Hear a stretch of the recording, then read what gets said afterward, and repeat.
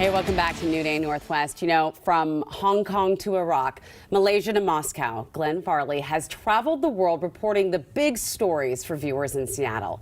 This is his final week at King 5. Our beloved aviation specialist is retiring after more than 35 years. And Glenn is here to chat with us about some of the highlights from his storied career. Thank you for being here.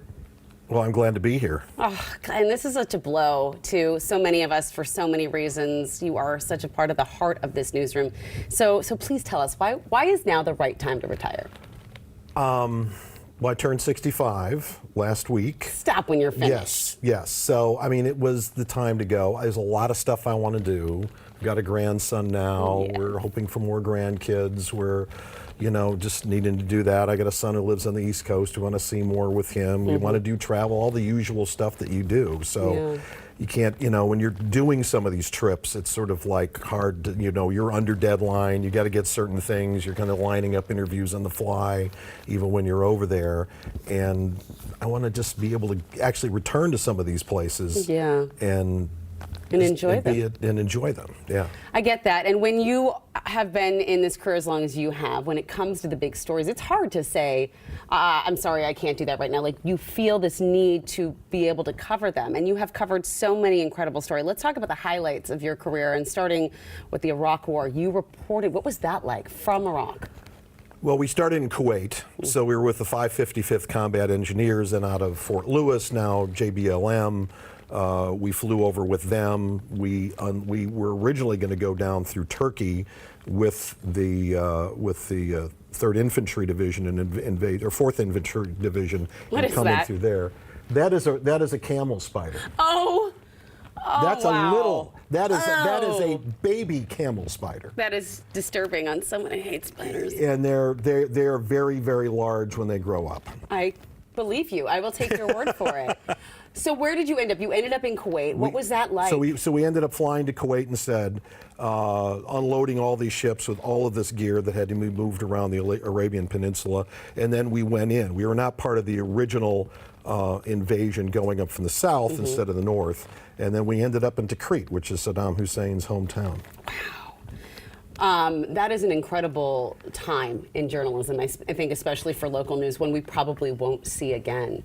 Another part of your storied career, as we have said, is your dedication to aviation. And you actually got to do something really cool, this record-breaking flight around the world. Tell us about that. 1997. I'd followed the whole development of the 777 program. Then it was the new airplane, and they decided to do a round-the-world flight to break a record that Airbus was currently holding. Oh, yeah. So we left Boeing Field at night, and we took off for Kuala Lumpur, Malaysia. The particular airplane belonged to Malaysia Airlines, and we made it, and with fuel to spare. Wow. And we were on the ground for an hour and 59 minutes.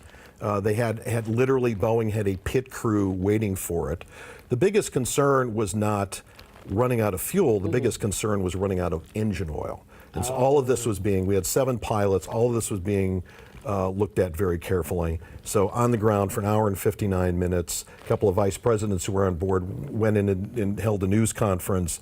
Then we all piled back in the plane and took off again, dipped down below the equator. All of this was highly regulated because we had to go a certain number of miles, and then landed back at Boeing Field. That is 46 hours. I was going to ask you, how long did it? 46 hours to go around the world. Yeah. What did you do all that time?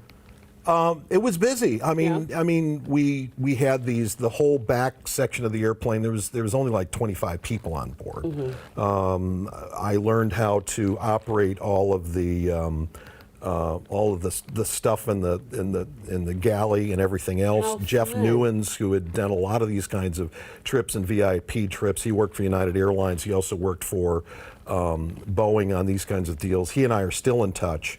And but it was just cool. And then a lot of time on the flight deck. A lot of time we actually had a gentleman on board who was from an organization that was monitored these kinds of records to make sure nobody could cheat. Yeah, and they didn't. I love it. And so, it was a real deal. Just one notch in the incredible stories you covered for aviation in this town. I want to switch gears to something we just marked the anniversary of, a terrible tragedy, the Oso landslide. You covered that quite extensively. I did. That was hard. And it was being a guy who covers a lot of science. It was incredible. And then when you realize that is the highest death toll of any landslide in North American history at 43. Yeah. I mean, it was just devastating. And there had been a small landslide in 2006 there that blocked the river and pushed the river through that community. And a lot of the people we interviewed there in 2006 did not make it in 2014. You spend a lot of your time in King 5 helping us understand disasters, covering natural disasters like earthquakes, the Nisqually earthquake for one. Yeah. So our most frequent earthquakes that we have had, Nisqually 2001, we had another earthquake in 1965, same kind of scale, shakes things up pretty badly, causes damage, but those are not the worst earthquakes that we're going to see. And that's the scariest part about that. And we've been trying to get people prepared for that. Right. Really quickly, I want to touch on one last thing, wildfires. You covered them for many years. Have you seen them change greatly in the last? Yes. Yes. They've gotten bigger, they've gotten worse, they've gotten hotter.